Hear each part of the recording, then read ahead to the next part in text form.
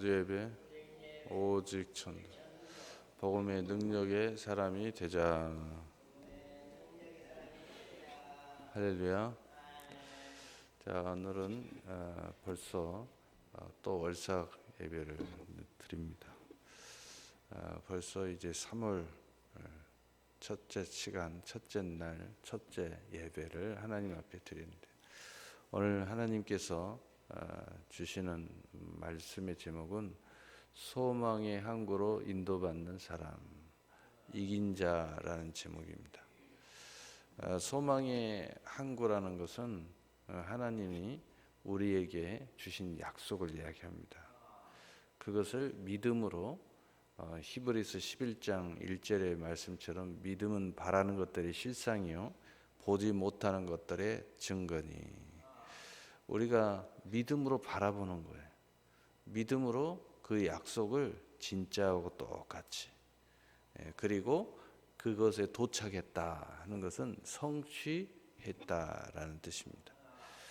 이 소망의 항구에 도착하는 사람들, 결국은 이 파도와 광풍을 이기는 사람들이죠. 이 파도와 강풍과 이 싸우는 사람들이 있죠. 그 뱃사람들이죠.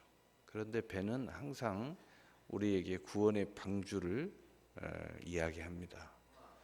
교회를 이야기하는 거죠. 또 여러분의 가정, 여러분의 믿음의 모든 삶을 이야기합니다. 그러나 이 배를 이렇게 생각해 보면, 우리가 배가 가다가 큰 태풍과 광풍 모든 걸 만날 수 있죠. 그런데 그게 잘못되면 배가 조난을 당합니다.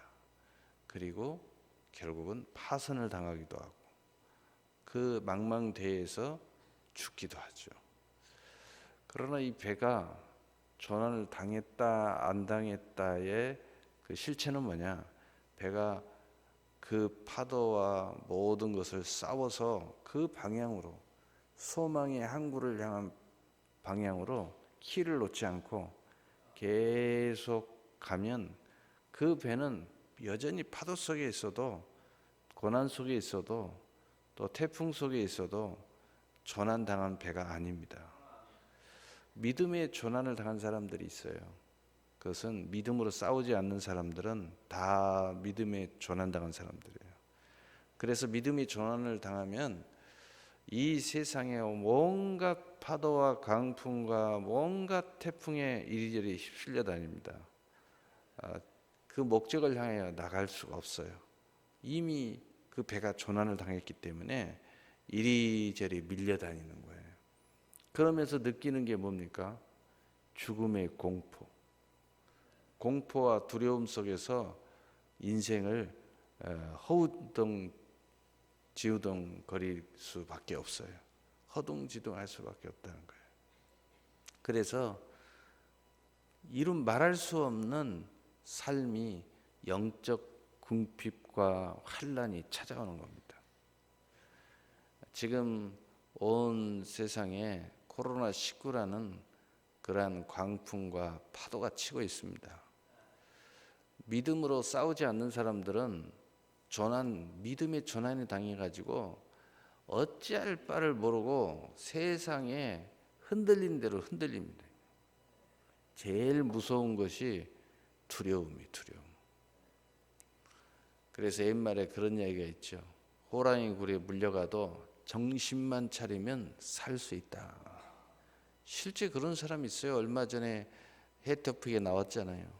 곰에 물려서 온몸이 상처투성인데, 곰이 바로 잡아먹지 않고 다 먹이를 이렇게 죽여놓고 저장하잖아요. 이 사람도 저장해 놓은 거예요.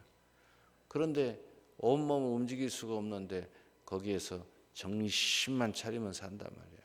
그러면서 기도하면서 자기 오줌을 받아 먹으면서 계속 연명하고 있는데, 누가 그 굴이 있어서 뭔가 보니까 산송장 같기도 하고 또 뭐 인형 같기도 하고 사람 같기도 하고, 가보니까 사람이 누워있는데 거반 다 죽은 거예요.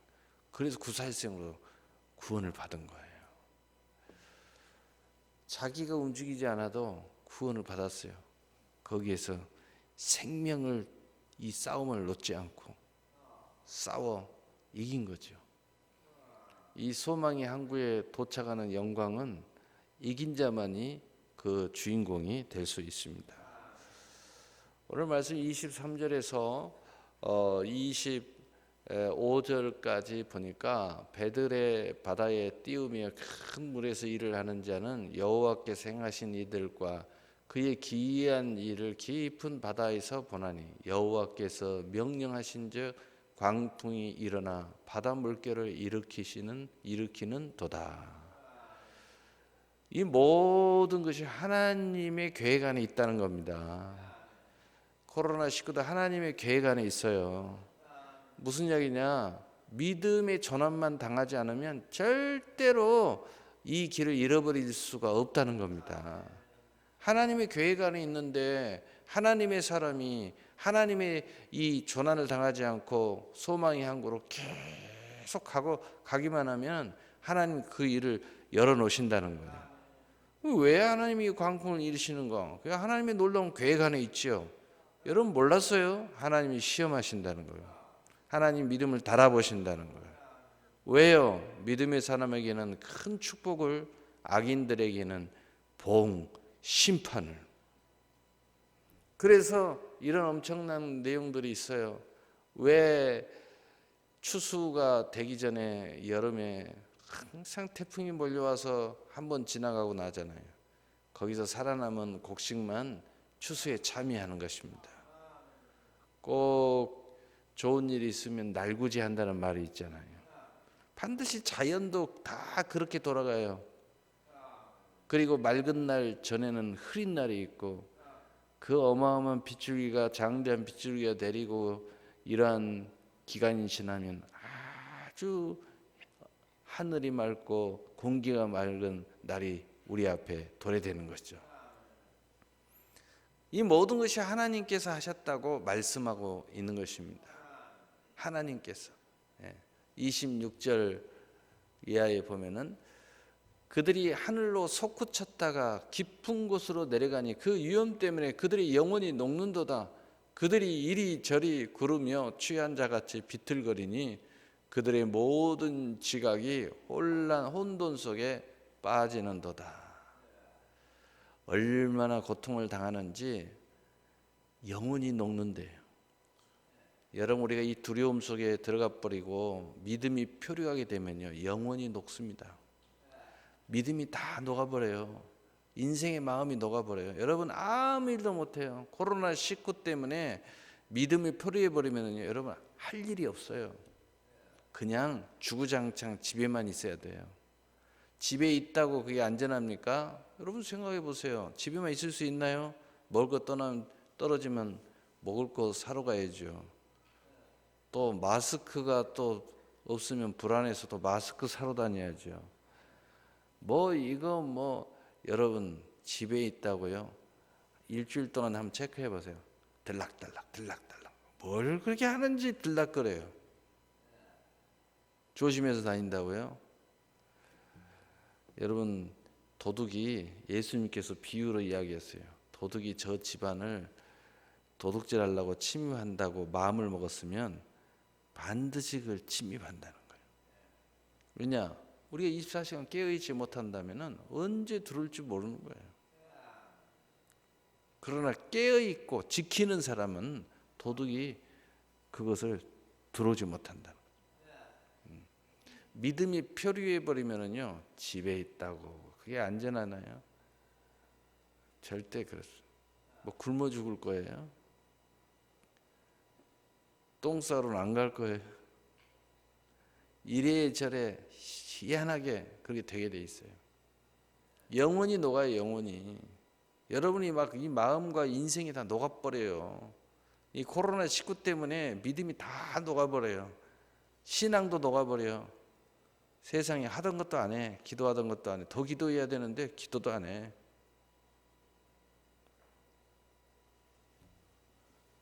이리저리 구름에 취한 자같이 비틀거려. 인생이 비틀거려.